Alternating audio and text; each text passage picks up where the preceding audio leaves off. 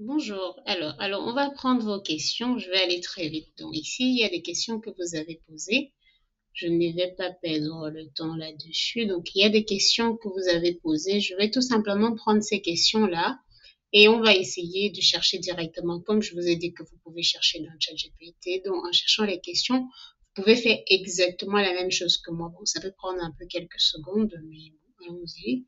Euh, Là, on a la vidéo que j'ai postée aujourd'hui et c'est sur cette vidéo-là que vous avez posé les questions parce que je spécifiais le fait que si vous avez envie d'apprendre avec ChatGPT, il est essentiel de savoir exactement ce que vous voulez. Donc, prenons par exemple cette question et on va aller tout simplement sur ChatGPT, essayer de voir ce que ça peut donner. Alors, est-ce que j'ai une page du ChatGPT ouvert là? Donc, prenons ça. Je vais masquer ceci. Donc là, on a une page ouverte. Qu'est-ce que je vais faire? Je vais tout simplement essayer de faire ce que je vous ai déjà dit tout à l'heure. Donc, je vais apprendre Python pour la modélisation des statistiques état. Je mets exactement vos textes, hein. Donc, on a ceci. ChatGPT va nous proposer ça. Et voilà comment il va nous proposer ce qu'il faut apprendre. Commencer les bases. Et pour les bases qu'il vous propose, vous allez voir les types de bibliothèques qu'il faut commencer par travailler dessus. Donc, commencez avec Python, apprendre les bases, familiarisez-vous, avec les concepts de variables, boucles, conditions et des ressources comme Automate the boring stuff with Python peuvent être utiles. Donc, il vous donne les bibliothèques essentielles dans le cas des variables, des boucles et tout. Donc là, vous avez pour ce qui est essentiel de connaître Panda, NumPy, Matplotlib, SciPy. Et pour les simulations, voilà ce qu'on a. Et dans le deuxième cas, il faut explorer R. Donc en regardant RStudio, si justement vous êtes en train de... Ça, c'est le cas de Python, bien évidemment. Maintenant, si vous êtes en train de regarder avec R dans RStudio, maintenant, si on dit, donne-moi...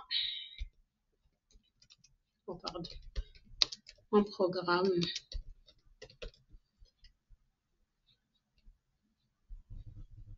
Oh, pardon. Bon, ça va, hein, sur 3 mois. Donc, on demande un programme sur 3 mois. Voyons ce que ça nous propose comme programme sur 3 mois.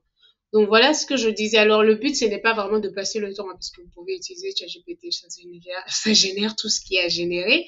Donc, ce n'est pas à moi de passer le temps à vous montrer ça et tout le reste. Donc, ici, vous pouvez constater justement que vous avez la semaine, vous avez les fondamentaux. Donc, on commence par les variables et tout le reste.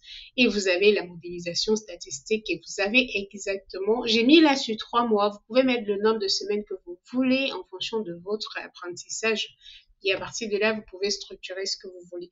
Maintenant, si je reviens sur la deuxième question, pardon, et je veux apprendre Python pour automatiser, voilà, donc je veux apprendre Python, je vais copier la question, hein. On va faire ça. Là, maintenant, si je lui mets ça, bon, je vais mettre sur cette page et on va avoir, donc voilà, pour automatiser, il est crucial de comprendre. Maintenant, j'ai changé. Vous voyez que ça me donne directement le mois parce que ça estime que j'avais déjà posé la question pour apprendre Python sur 3 mois.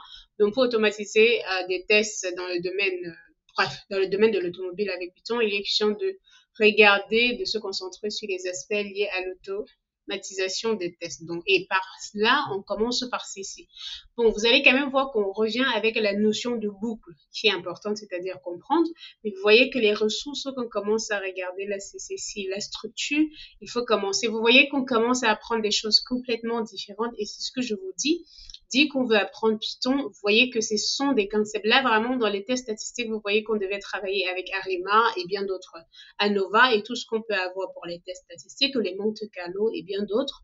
Mais de l'autre côté, ou par exemple, si vous voulez faire les image processing et tout ça, mais vous voyez que de l'autre côté, pour apprendre Python pour d'autres, il vous propose complètement d'autres choses à apprendre. Apprendre par exemple l'utilisation des P-serial ou apprendre l'utilisation. Vous voyez que ça change énormément. Donc voilà ce que je vous recommande. Vous avez envie de travailler sur Python, utilisez par exemple ChatGPT pour avoir un programme.